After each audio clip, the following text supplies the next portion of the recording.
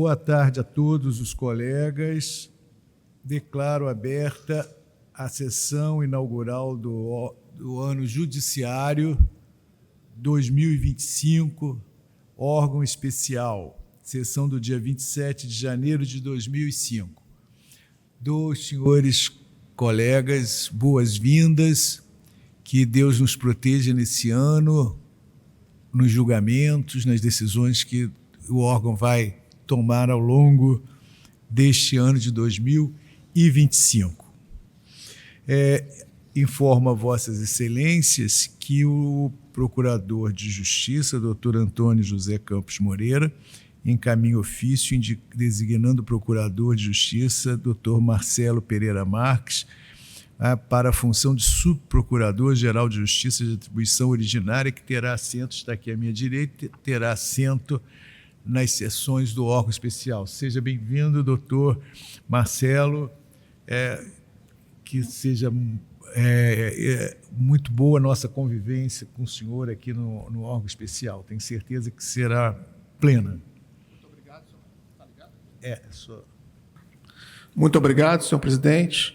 É uma satisfação estar aqui representando o nosso Procurador-Geral, doutor Antônio José, e estou certo que teremos, ao longo deste ano, e quiçá do próximo, uma convivência profícua e muito salutar para o interesse público. Muito obrigado. Obrigado, doutor.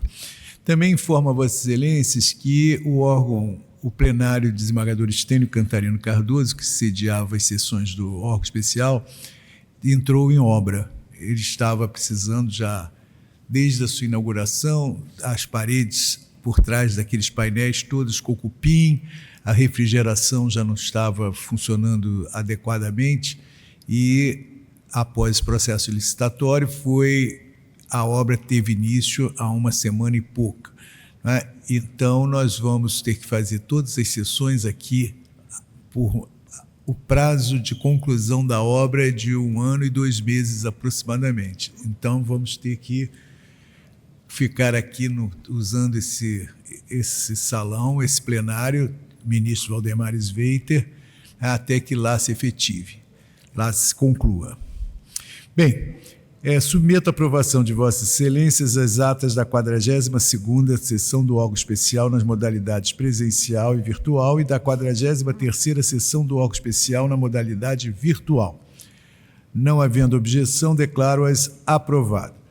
Submeto a vossas excelências o processo SEI 2025-06.827, que é apreciação e aprovação da tabela de subsídios conforme o artigo 1º, inciso 3º da Lei Federal 14.520 de 2023.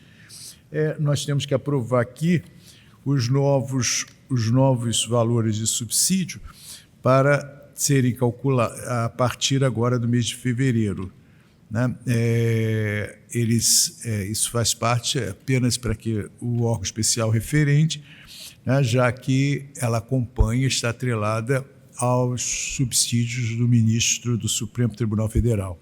Então, o desembargador passa para 41.845,49, juiz de direito 39.753,22 e juiz substituto 37.765,56.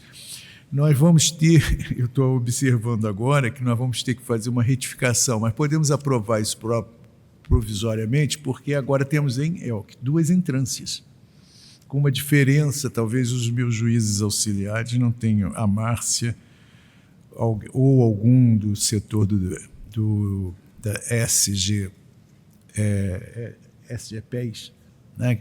Não tenha, porque nós temos agora a primeira entrância, segunda entrância e desembargadoria, com diferença de 5%. Essa tabela vai ter que ser corrigida, mas não tem problema. Desembargador 41.845,49, o juiz de direito de segunda entrância vai ficar com 39.753,22 e o juiz de direito de primeira entrância vai ficar com 37.765,56. Vai faltar o juiz substituto, que vai ter um outro valor. Podemos aprovar? Então, aprovada a tabela para o próximo ano, para este ano, né? E, ainda na pauta administrativa, permuta entre os desembargadores Juarez Fernando Foles, integrante da 6ª Câmara de Direito Privado, e a desembargadora Maria da Penha Nobre Mauro, desembargadora integrante da 9ª Câmara de Direito Público. Eles estão permutando, indo o desembargador Juarez para a 9ª Câmara de Direito Público e a desembargadora Maria da Penha para a 6ª Câmara de Direito Privado. Isto com efeitos a partir de 7 de março de 2025. Todos de acordo? Então, aprovada por unanimidade. O advogado dos impetrantes vai sustentar por videoconferência, que já está presente aqui online. Assim, chamo a julgamento o mandado de segurança da relatoria da desembargadora Cíntia Santarém Cardinale, mandado de segurança número 1 da pauta, 64.788/81, impetrante Ana Clara Oliveira Sá e outros advogados Maria Gabriela, doutora Maria Gabriela Vanderlei e doutor Vamário Soares Vanderlei. A pedido de sustentação oral desses primeiros por videoconferência. Impetrado, desembargador, presidente da Comissão de Concurso para Ingresso na Magistratura. Também haverá sustentação oral do senhor Procurador do Estado. Doutor advogado do impetrante, por videoconferência, pode já... Presidente? Sim. Desembargador Luiz Fernando Pinto, eu estou impedido, que eu sou da comissão, ok? Da comissão, desembargadora Leila também, não é? Também está anotado o impedimento, desembargador Edson também impedido. Não é? Sustentação, é esse que vai fazer? Mas é o doutor Vamário? Do doutor Vamário? É Damário ou Vamário? Aqui está Vamário. Vamário. Então, doutor Vamário, o senhor tem o tempo regimental para fazer sua sustentação oral. Perfeito, excelência. Consegue me escutar bem, me ouvir também? Sim. Me ver? Senhor presidente deste órgão pleno, senhor relator, senhora relatora, aliás, ilustre procurador de justiça, demais membros desta corte, deste órgão especial, deste Tribunal de Justiça do Rio de Janeiro, nosso muito boa tarde.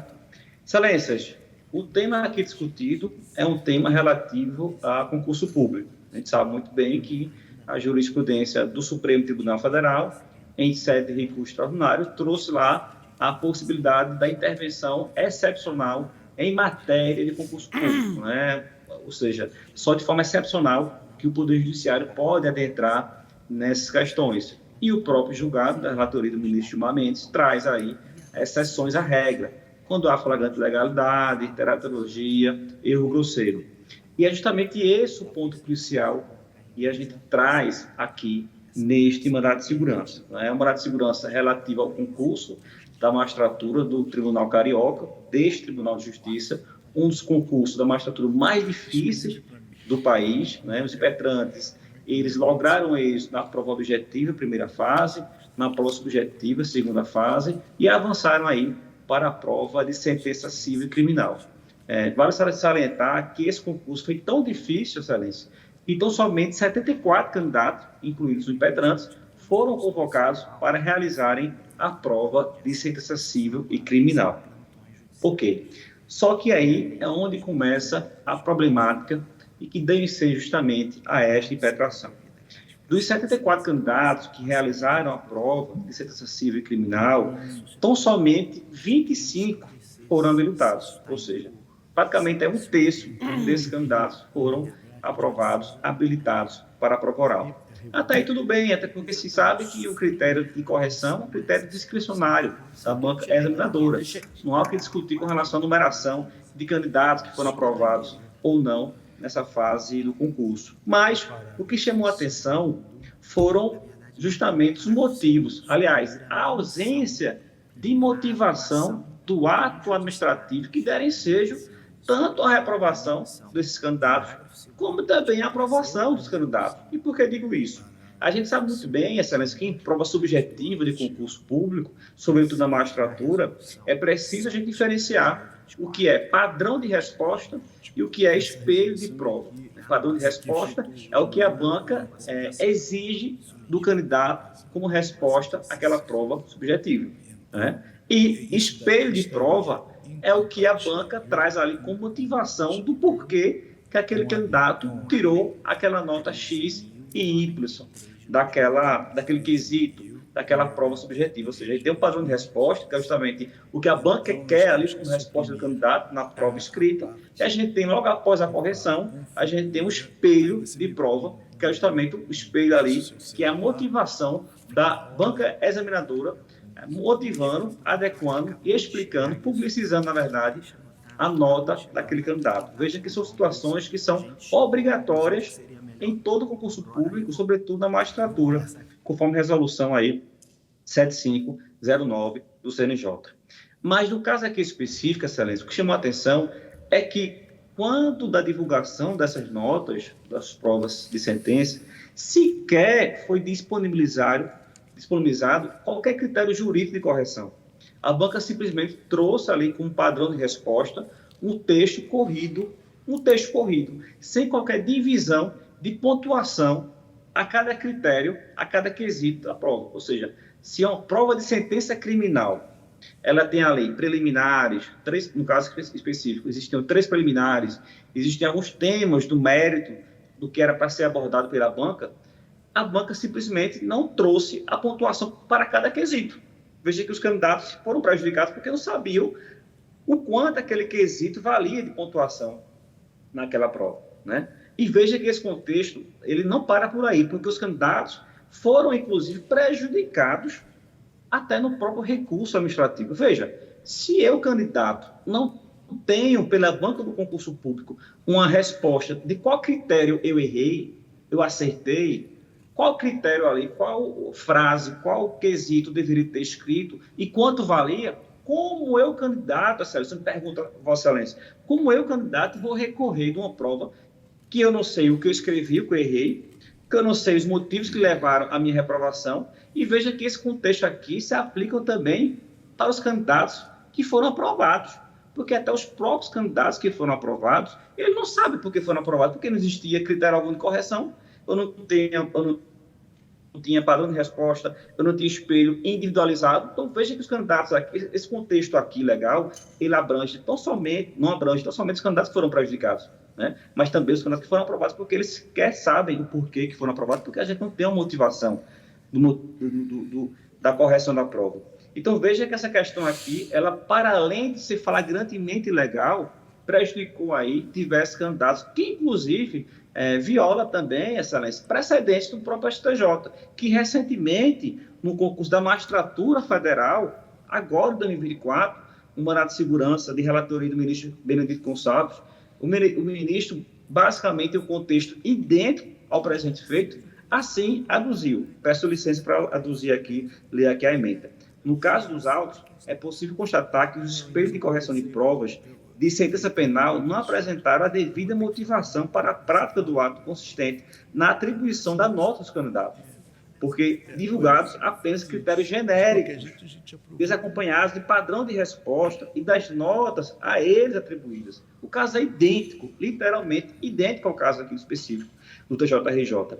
Tal situação configura ofensa aos princípios da publicidade, da motivação, além da garantia ao contraditório e da ampla defesa, a legitimar aí a atuação do Poder Judiciário no controle de legalidade. O que o STJ fez, determinou aí que fossem atribuída a pontuação por tal vício de motivação do ato administrativo. Então, veja que esse contexto aqui é claro, né? Ou seja, há de fato aí uma ilegalidade, porque a banca simplesmente não trouxe uma motivação do porquê que esses candidatos foram reprovados. Veja que até a própria lei de processo administrativo traz lá de forma expressa, artigo 50, inciso 1, que todo ato administrativo deve ser motivado, sobretudo, aqueles que venham a prejudicar os candidatos. Isso é texto de lei autoexplicativo, jurisprudência consolidada, e aqui a gente não teve aí uma motivação adequada para trazer aí o porquê que esses candidatos foram reprovados. Mas veja que a ilegalidade aqui não para por aí.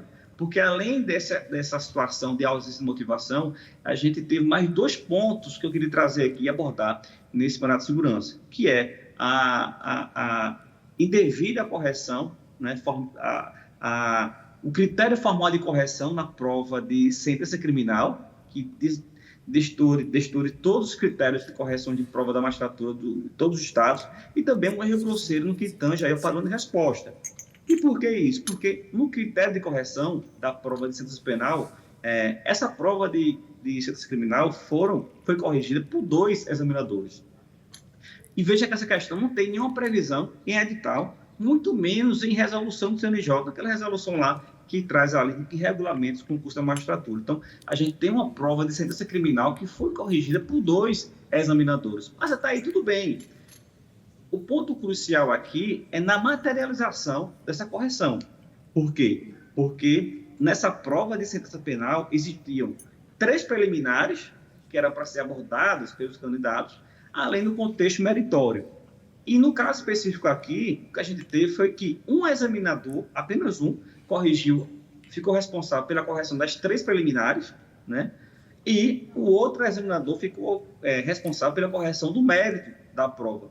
Mas aqui é o seguinte, o que a gente teve aqui foi uma total desproporcionalidade de pontuação. Por quê? Porque o primeiro examinador trouxe com pontuação como peso nas preliminares 0 a 10. Então, o primeiro examinador tinha ali uma atribuição de 0 a 10 para a sua correção, e o segundo também. Mas só que no contexto da correção de prova, o primeiro examinador que ficou responsável por analisar as preliminares atribuiu a pontuação, peso, de 0 a 10 às preliminares. E no mérito também. Veja que no mérito, além de ser 0 a 10, a banca, um dos examinadores também atribuiu uma pontuação de 0 a 10 nas preliminares, que são ali totalmente desproporcionais. Você atribui uma pontuação de 10 a um preliminar e também de 10 ao mérito. Sabendo que o mérito, além do contexto específico meritório, você também tem aqui a dosimetria de pena. Então, veja que foi um critério totalmente desproporcional, né, nessa correção, e que, inclusive, trouxe ali pontuações desproporcionais, com candidatos que tiveram ali, primeiro examinador, nota 1, né, e no mérito, nota 9. Outro exemplo aqui, candidato X, examinador X, nota 2, no mérito, nota 8. Então, veja que foi aí uma total desproporcionalidade nessa correção, que foi, inclusive, de forma expressa aí, colocada nessa prova de sentença penal. Excelência, e por fim, a gente também tem aqui um erro grosseiro no padrão de resposta. E por quê? Porque a banca trouxe como padrão de resposta, exigido do candidato, o tema 280 do STF, que é o tema sobre a busca e apreensão, a entrada de domicílio de policiais, em caso ou não de flagrante ilegalidade. A gente tem aqui, excelência, inclusive, que a gente sabe que o STJ, o STF, traz uma interpretação restritiva a esse tema, né? E o que a banca trouxe como padrão de resposta foi algo totalmente contrário à jurisprudência consolidada do STF, tema 280, e ao STJ. Por que digo isso?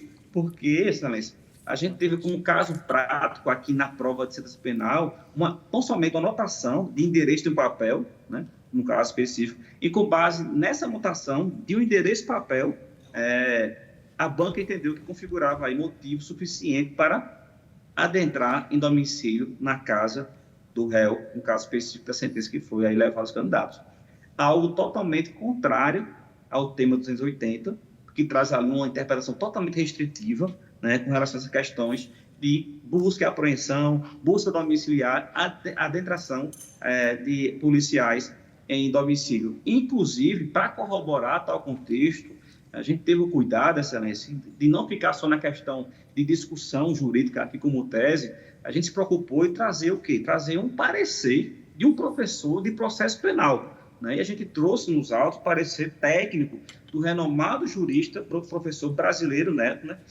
Nestor Távora, na verdade, em que ele traz nos parecer, ao longo de 30 laudos, ele traz de forma expressa a seguinte conclusão: a opção pela banca examinadora de compreender uma única alternativa decisória no padrão de resposta é incompatível com o mais recente entendimento jurisprudencial do STJ e do STF, especialmente ao optar pela resolução judicial que menos contempla as garantias individuais protegidas constitucionalmente. Ou seja, parecer técnico de um renomado jurista brasileiro de processo penal, aduzindo que a banca, de fato, se equivocou ao trazer aí esse padrão de resposta aos candidatos, porque, de fato, viola frontalmente aí ao que foi decidido em tema vinculante.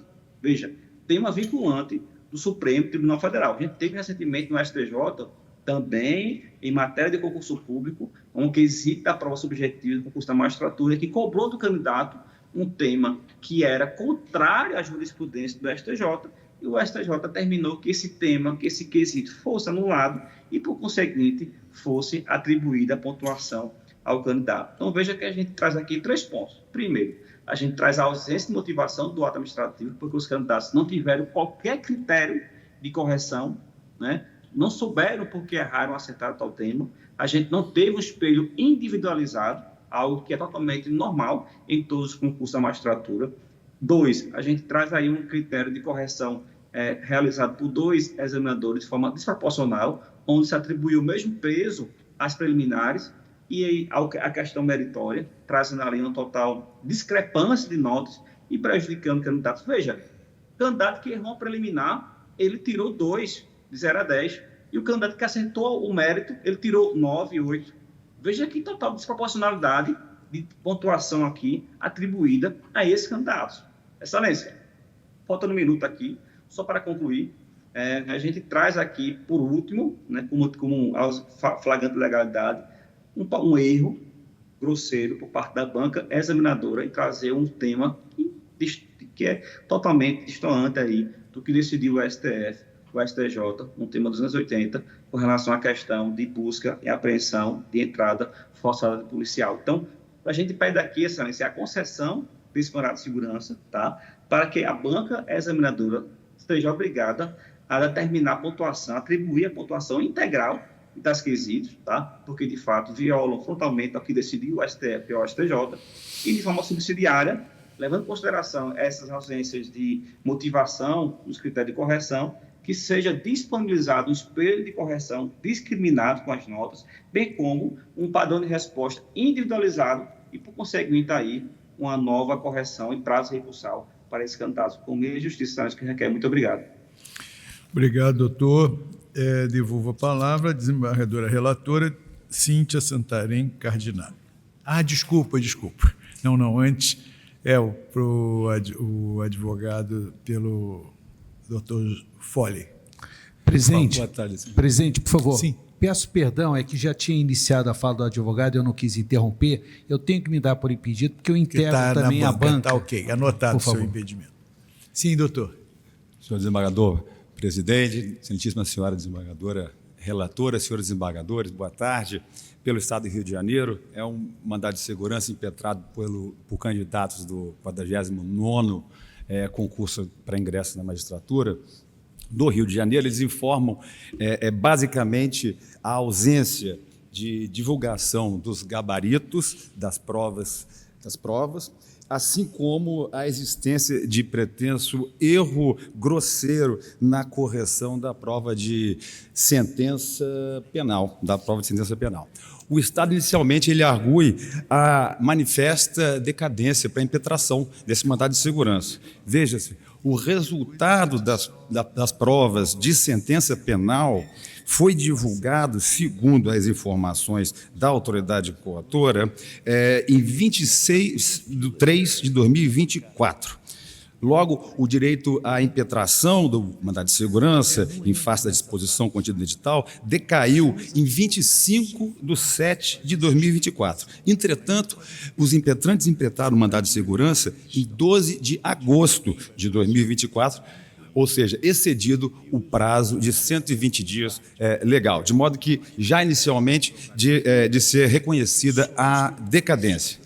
Ao depois, o Estado também argue a perda superveniente de objeto. Veja-se que não há possibilidade de reintegração dos impetrantes ao concurso, já que esse possui já resultado final divulgado, inclusive já houve a posse dos candidatos aprovados no certame, de modo que também esse é um impeditivo para a concessão da segurança. No mérito, excelência, Não foi configurado qualquer ilegalidade no certame público. Houve, sim, a disponibilização e a publicação dos espelhos de correção das provas de sentença penal. Veja-se que nas informações contidas no índice 115, abre aspas, os espelhos de correção das provas de sentença civil e penal foram publicados no Diário de Justiça Eletrônica do Rio de Janeiro em 21/3/2024. Mais do que isso, se encontram disponíveis para consulta no site do Tribunal de Justiça, além de constarem no site da empresa contratada para organizar o certame público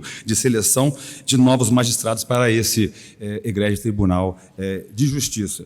Por fim, o Estado ele não vai adentrar no mérito da correção da prova de sentença penal, por óbvio, por conta, obviamente, do tema 485, de repercussão do Supremo Tribunal Federal. De modo que o Judiciário ele não pode substituir a banca examinadora para reexaminar o conteúdo das questões e os critérios de correção utilizados na correção da prova de sentença penal. De modo que o Estado tem certeza na denegação da segurança. Ok. Então, desembargadora Cíntia. Pois não, senhor presidente. Primeiro, eu cumprimento a todos e parabenizo os advogados pelas sustentações. Faz já um bom tempo que eu disponibilizei o voto. Eu creio que todos os colegas tiveram uma oportunidade de ler. Ficou um pouco longo. Então, eu peço licença, senhor presidente, para encaminhar aqui pela ementa, que Sim. eu acho que indica os principais pontos discutidos e os fundamentos que eu adotei para chegar à conclusão que eu estou propondo aqui aos colegas. E até também me desculpo que até a ementa ficou um pouco longa demais, mas é para conhecimento dos demais, né? Mandado de segurança, competência originária, right impetrado por candidatos do 49º concurso público para ingresso na magistratura de carreira, visando a atribuição de 3 pontos às provas de sentença criminal em razão de erro grave na correção. Subsidiariamente, pleiteiam nova correção da prova de sentença criminal e outros recursos administrativos interpostos em face da nota atribuída. O órgão de representação judicial do impetrado, PGE, em sua manifestação, alegou preliminar de decadência e de perda superveniente do interesse de agir, e, no mérito, ausência de direito líquido e certo. Da decadência.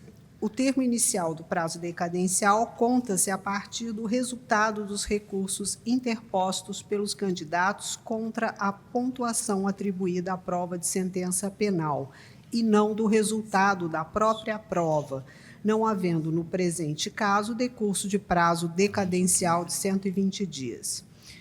Da perda superveniente do interesse de agir. A homologação posterior de concurso público não impede a busca pelos candidatos de regularização de eventuais vícios de legalidade ocorridos em etapas anteriores, precedentes do STJ e deste Tribunal de Justiça. Da atribuição de nota.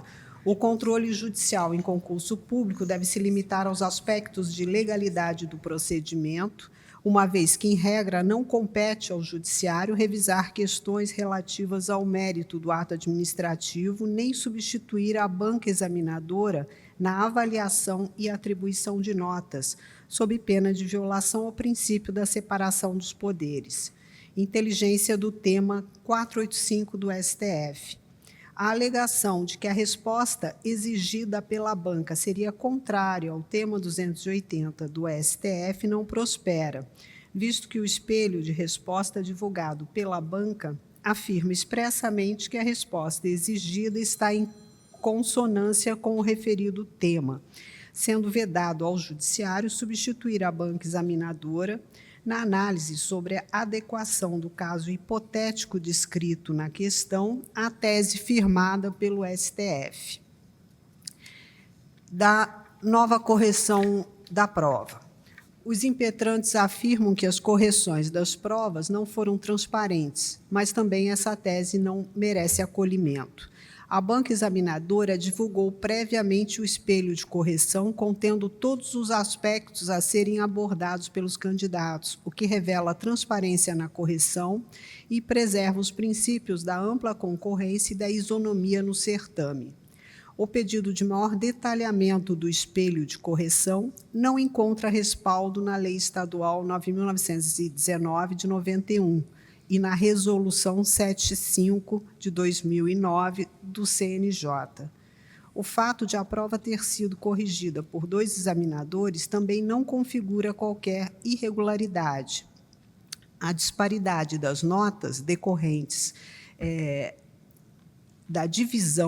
decorre da divisão de atribuições dos examinadores, sendo um responsável pelas preliminares de direito processual penal e outro pelas matérias relativas à tipificação, dosimetria da pena, atenuantes, entre outros pontos de direito penal.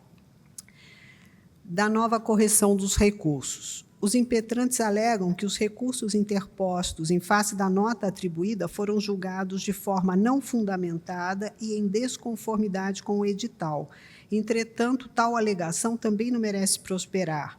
Não há que se falar em falta de motivação no indeferimento dos recursos, uma vez que a banca examinadora mencionou o espelho de resposta padrão previamente disponibilizado, utilizado como gabarito da prova prática de sentença.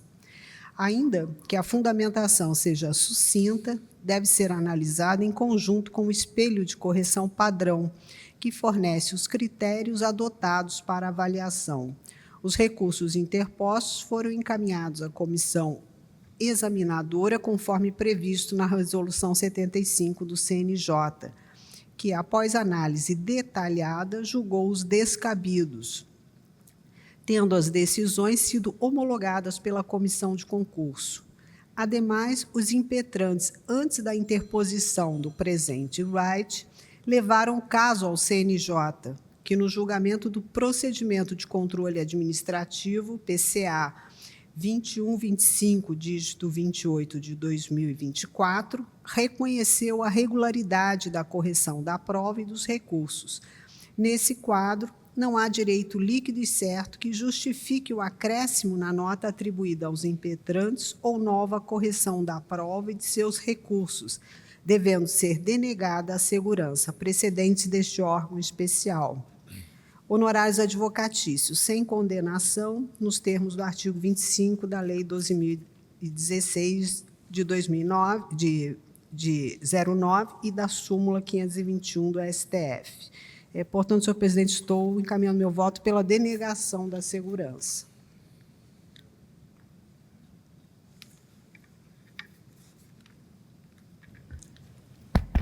A desembargadora relatora denega a segurança. Haverá divergência? Então, não havendo divergência, por unanimidade, foi denegada a segurança nos termos do voto da relatora. Esse é o resultado. Senhor presidente, eu só tinha esse processo, eu peço licença para me retirar. Muito obrigado, desembargadora Cíntia. Eu que agradeço. Número 2 da pauta, direta de inconstitucionalidade.